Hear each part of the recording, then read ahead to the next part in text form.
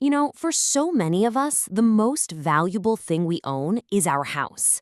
But what if that value didn't have to just sit there? In this explainer, we are diving into a really powerful financial tool, the Home Equity Line of Credit, or HELOC for short. We're going to break down what it is, exactly how you qualify, and all the crucial details you absolutely need to know before you even think about signing on the dotted line. It's a great question, isn't it? Is your home hiding cash? Because for a lot of people, the answer is a big, resounding yes.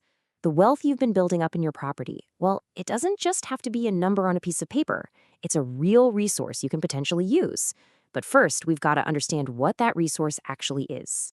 And that all comes down to one core concept: home equity. It's actually pretty simple. Just take what your home is worth on the market today and subtract what you still owe on the mortgage. That difference? That's your equity. As you pay down your loan or as your home's value goes up, your equity grows. And that's not just a number. That's potential fuel for your financial goals. So how do you actually tap into that equity? Well, that's where the HELOC comes in. Honestly, the best way to think about it is like a credit card that's secured by your house. The bank gives you a credit limit and what's called a draw period, usually about 5 to 10 years, where you can borrow money as you need it. And the key thing is you only pay interest on the amount you've actually used. It sounds pretty great, I know, but lenders aren't just handing these things out like candy. For a standard HELOC on the house you live in, there are 3 main hurdles you've got to clear. So let's break them down one by one. All right, the very first key is your credit score. Lenders see this as a report card on how you handle your finances. Now, it can vary a bit from lender to lender, but the magic number to even get in the door and start the conversation is usually a FICO score of 680. But here's the thing, just squeaking by with a 680 isn't really the goal. The real impact of your score is on the interest rate you get. A score up in the 720 plus range, that's what's going to unlock the best, lowest rates. And the difference between a good score and a great one can literally mean saving thousands and thousands of dollars in interest payments. The second key is all about how much equity you actually have in your home. Lenders have this metric they use called combined loan to value, or CLTV. Most of them will not let your total debt, that's your mortgage, plus the new HELOC, go above 85% of what your home is worth. That leaves a 15% cushion to protect both you and them if home prices happen to dip. Let's just walk through a quick example to make this super clear. Let's say your home is valued at $350,000. Okay, step 1, the lender takes that value and multiplies it by 85%, which gives them $297,500. That's the max total debt they'll allow. Step 2, they subtract what you already owe on your mortgage. Let's call it $210,000. What's left over, that $87,500, that's your maximum HELOC. And that brings us to the third and final key, your debt-to-income ratio, or DTI. At the end of the day, lenders just want to know you can actually afford to make another monthly payment. The general rule of thumb is they don't want to see your total monthly debt payments go over 43% of your gross monthly income. Basically, your DTI is a quick snapshot of your monthly bills versus how much you earn before taxes.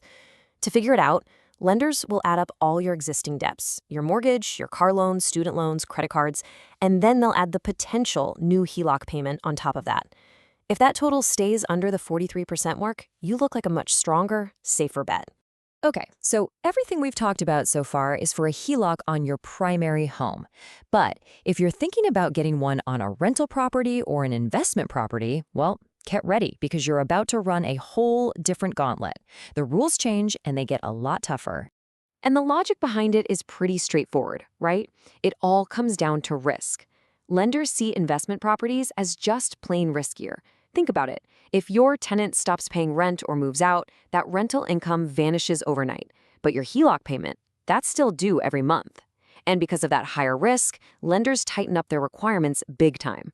Let's look at this side by side because the difference is pretty stark. For an investment property, that minimum credit score often jumps from 680 to 720 or even higher. The max LTV, that equity cushion, it drops down to 75 or 80%.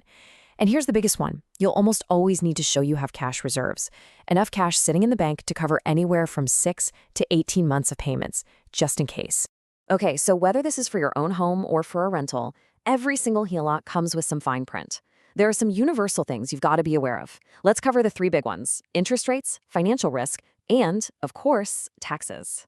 So the single biggest risk with most HELOCs is that they have a variable interest rate. That means, unlike a fixed-rate loan, your payment can go up or down.